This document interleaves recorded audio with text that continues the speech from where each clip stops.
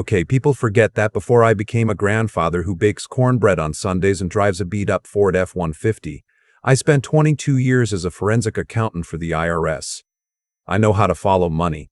I know how to find what people try to hide. My daughter and her husband forgot that when they left my 8-year-old granddaughter home alone for 10 days over Christmas. Let me back up. My daughter.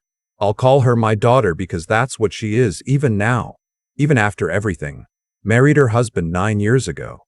He was charming in the way certain men are charming, the kind where you don't notice until later that it's all surface. They had a son together, a boy who just turned 7. And 4 years ago, they adopted a little girl.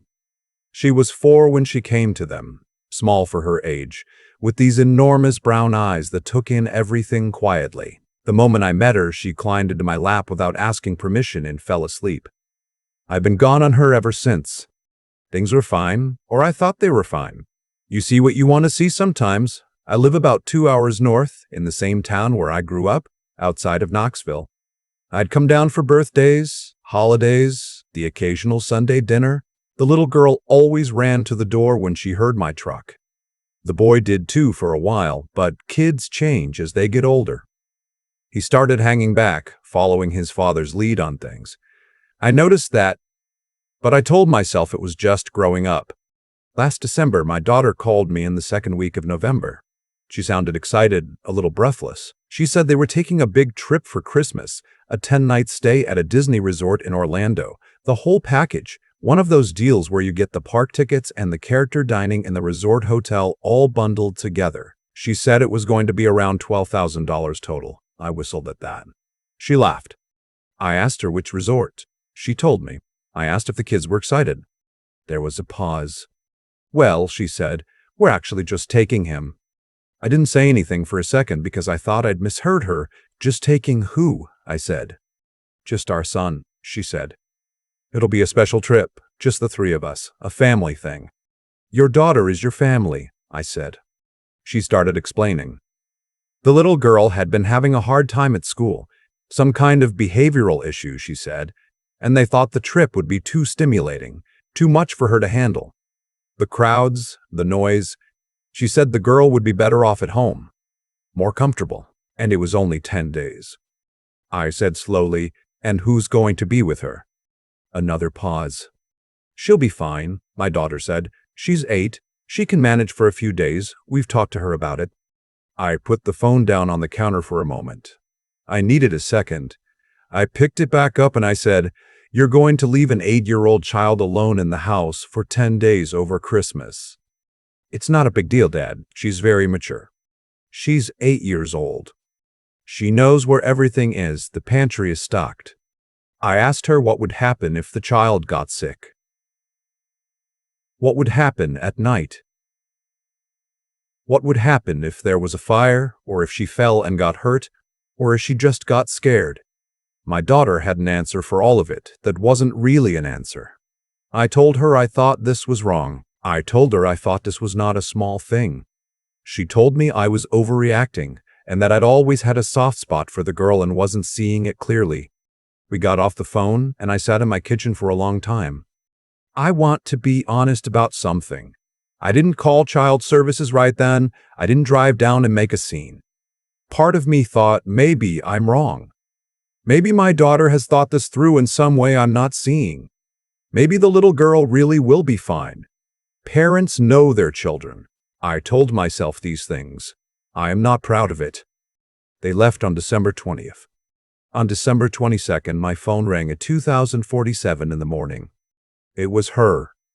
She was whispering so quietly I could barely make out the words.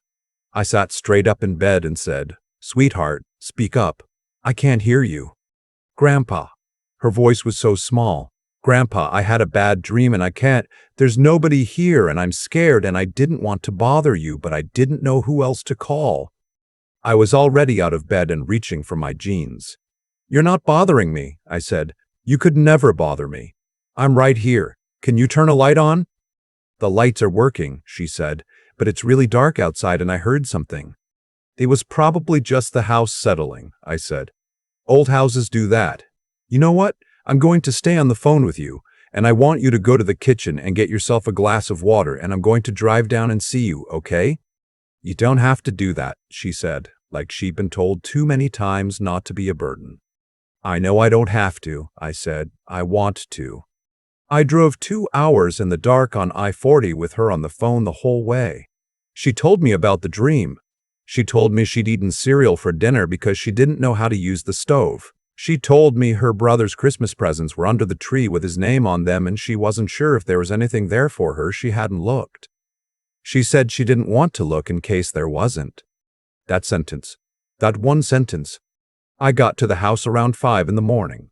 She'd left the front porch light on for me. When I knocked, I heard her little feet running across the hardwood, and the door opened and she looked up at me and burst into tears. I picked her up and held her in the doorway in the cold December air for a long time. Inside, I looked around. The pantry was stocked the way you stock a pantry when you want to be able to tell someone the pantry is stocked. There was a lot of cereal, some canned soup she didn't know how to heat, a loaf of bread, peanut butter. The refrigerator had a combination lock on the handle. I stood there looking at it for a long time. I opened my mouth to ask her about it, and then I stopped. Because she was watching me with that careful face she had, the face where she's trying to figure out if she's in trouble, or if she did something wrong, or if she did something wrong, or if someone is angry. And I just said, you know what? Let's make some real breakfast. I stopped and got eggs and bacon on the way. I'd pulled into a Walmart off the highway at 4 in the morning. She sat at the kitchen table and watched me cook, and slowly her shoulders came down from around her ears. After she ate, I put her to bed and sat in the living room and looked at my hands for a while. I'm 64 years old. I've seen a lot of things in my life. I buried my wife 11 years ago. I raised my daughter alone from the time she was 15. I thought I'd done right by her. I thought she knew what it meant to feel like a family. I sat in that living room surrounded by Christmas decorations, and I thought about where that understanding had gotten lost, and I honestly could not find the moment. That's a hard thing to sit with. I started making phone calls at 8 in the morning. The first call was to a family law attorney I'd worked with years ago on an unrelated matter. A sharp woman, very direct. I told her what I was looking at. She said, leaving a child that age alone for 10 days constitutes abandonment under Tennessee law. If you have documentation, you could pursue emergency protective custody. She told me to photograph everything. The refrigerator lock. The near-empty kitchen. Any evidence of the length of time the child had been alone. She told me not to move anything yet. I went through the house slowly. I took photographs with my phone. The refrigerator with its combination padlock. The pantry. The single trash can with 5 days of cereal bowls in it. The little girl's bedroom, which was the only one with a lock on the outside of the door. A sliding bolt, the kind you'd put on a gate. I stood there looking at that bolt for a long time. I called the attorney back. I told her about the bolt. Photograph it from 3 angles, she said. Don't touch it. I called Child Protective Services next. I was on hold for a while. When someone picked up, I explained the situation as calmly as I could. I am a man who has testified in federal court. I know how to present facts clearly without emotion getting in the way. The caseworker I spoke with asked me to come in that afternoon with the documentation. I said I would. My granddaughter slept until almost noon. When she woke up, she padded out to the living room in her pajamas and stopped when she saw me still sitting there. I thought maybe you left, she said. I'm not going anywhere, I told her. I took her to lunch at a diner she liked, a place she pointed me to on the main road, a little family spot with laminated menus and a woman behind the counter who clearly knew her. The woman said, "Hey baby, Merry Christmas, where's your mom?" And my granddaughter said carefully, "They went on a trip." The woman looked at me. I looked at the menu. After lunch, I drove to the CPS office with my granddaughter in the back seat. I'd called ahead to explain I'd have her with me. They had a room for kids with books and a tablet. She seemed fine with it. She was used to waiting quietly. The caseworker was a heavy-set man in his 50s named, well, I'll just call him the caseworker. He looked at my photographs on my phone for a long time without saying anything. Then he said, Who put the lock on the refrigerator? I don't know, I said. I found it that way. And the bolt on the outside of the bedroom door? Same answer? He typed for a while. He said he was going to need to speak with my daughter and her husband. He said they were legally required to return or arrange supervision. He said he'd be making a call. He made the call while I waited in the hall. I could not hear what was said. I sat in a plastic chair and looked at the drop ceiling and breathed. My daughter called me 40 minutes later. She was not whispering. She was not quiet. She told me I had overreacted. She told me the lock on the refrigerator was there because her daughter had a habit of sneaking food at night, which, if that was true, only told me something else had been going on long before this trip. She told me the bolt on the bedroom door was to keep the girl from wandering the house at night and getting hurt. She told me I had gone behind her back and she would not forgive that easily. I let her finish. Then I said, I'm going to ask you something and I want you to think about your answer. Did your daughter know you were going to be gone for 10 days when you left? Or did you tell her a shorter time so she wouldn't be scared? Silence.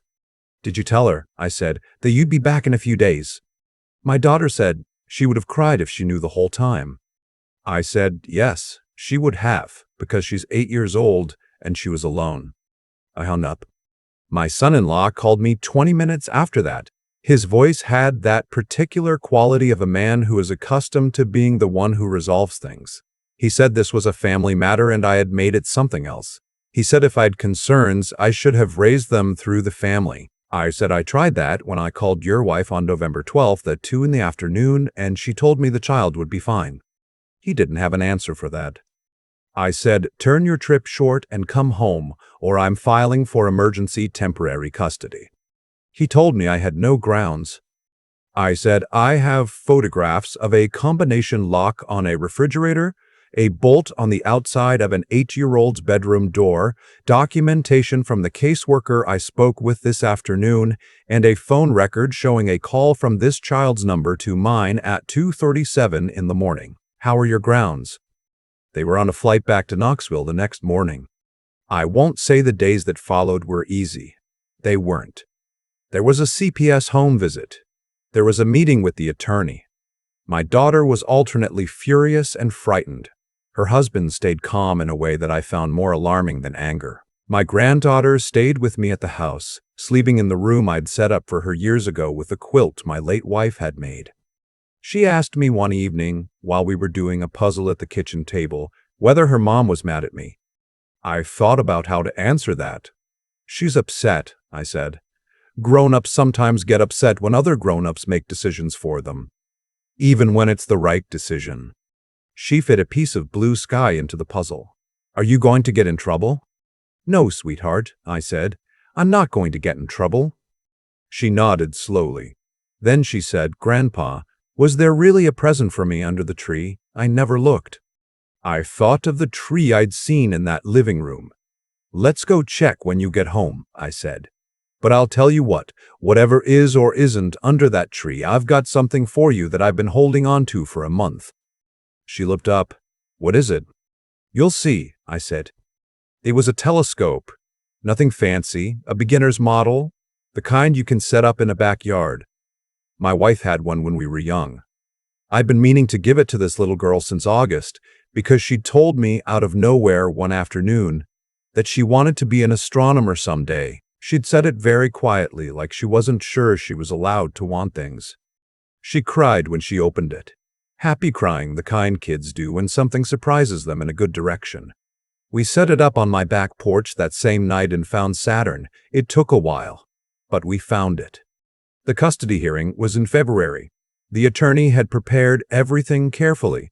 The CPS report, the photographs, the timeline, the phone records. My daughter and her husband had their own attorney, a polished man who argued that the situation had been mischaracterized, that the child was resilient, that the refrigerator lock existed for health reasons, that the bolt was a safety measure. The judge was a woman in her 60s with reading glasses on a chain. She listened to everything. She asked my granddaughter's guardian ad litem to present their findings. She looked at the photographs for a long time. She asked my son-in-law directly, whether he understood that leaving a child under the age of 10 alone for more than 24 hours is considered child endangerment under state law. He said he hadn't thought of it in those terms. She looked at him over her glasses for a moment. She ruled that I would have primary physical custody while the investigation continued, with supervised visitation for my daughter and her husband. She ordered a family evaluation. She said she expected compliance and cooperation from all parties. My daughter cried in the hallway after. It was the first time she cried in front of me since all of this started. I stood there not knowing what to do with my hands. This is my child. She grew up in my house. I drove her to school and helped her with math and sat in the hospital the night she had her son and cried in the parking lot afterward because I was so relieved they were both okay. I don't know how she became someone who could put a lock on a refrigerator and leave a little girl alone in the dark. But I know that little girl deserves better. I know that much without question. She's been with me for 4 months now. She's enrolled in the school 20 minutes from my house. She has a teacher who sends me notes home telling me she's doing well. She's made a friend, a girl down the street who came over last Saturday, and they sat on the porch with the telescope for 2 hours trying to find Jupiter in the daytime, which you cannot do, but I didn't tell them that. I let them look. Some nights she still wakes up, not as often as she did at first. She'll come to the doorway of my room and stand there, and I'll say, without turning on the light, "You okay?" And she'll say, "Yeah, she just had a dream." And I'll say, "You want to sit up for a little while?" And she'll say, "Yes." And we'll sit in the kitchen with the light above the stove on, just that one small light, and I'll make her a mug of warm milk with a little honey the way my wife used to make. And she'll sit across from me, and we won't say much. She knows I'm not going anywhere. That's the whole job, really. At 64, with my bad knee and my old truck and my quiet house at the end of a road outside Knoxville. That's the whole job. Being the person who picks up the phone at 2:37 in the morning. Being the person who's still sitting there when she wakes up. Whatever else I did or didn't do right in this life, I got that part right. I've been thinking about that refrigerator lock for months now. Not with anger anymore. The anger burned off a long time ago, just with a kind of quiet wondering. What does a person tell themselves when they put a combination lock on a fridge before leaving a child alone in a house? What story do they have to be living inside to make that feel reasonable? I don't have an answer. I'm not sure I want one. What I do know is this. The way we treat people who can't protect themselves says everything about who we actually are, not who we think we are, not who we tell people we are at dinner parties or in Christmas cards. Who we are when nobody's watching, when the house is dark and quiet and a little girl is on the other side of a locked door. My granddaughter called me because she trusted me. That trust wasn't an accident. It was built over years of small things. Showing up, answering the phone, sitting with her without needing it to mean something or lead somewhere. Kids don't give that kind of trust away easily, especially kids who've already learned that the adults in their lives sometimes disappear. She'd learned to be careful with her hope. The fact that she still picked up that phone and dialed my number at 2047 in the morning, that tells me we did something right, somewhere along the way. I hold on to that. There's a thing I used to tell younger agents I worked with at the IRS. Back when I was training people, the numbers always tell the truth eventually. You can move money around, you can bury it in layers, you can give it a different name. But if you look long enough and carefully enough, the pattern emerges. People are the same way. The choices stack up. The pattern becomes visible. My son-in-law thought he was a man who had things handled. My daughter thought she was a mother making reasonable decisions. But you look at the full picture. The lock on the fridge, the bolt on the outside of the door, the child told a shorter time so she wouldn't cry. And the pattern is clear. That clarity cost my family a great deal. It cost me my relationship with my daughter, at least for now. But it also meant my granddaughter didn't spend another night alone on the other side of a locked door. I think about what it took to make the call to CPS. Not the dialing, that part was easy once I'd decided. The harder thing was accepting that doing right sometimes looks like betrayal to the people you love. That's not a comfortable place to stand. It takes something out of you to act against your own family. But it takes more out of you to look away. She set up the telescope herself last week. Figured out the alignment without asking me. She's been keeping a little notebook of what she finds each night.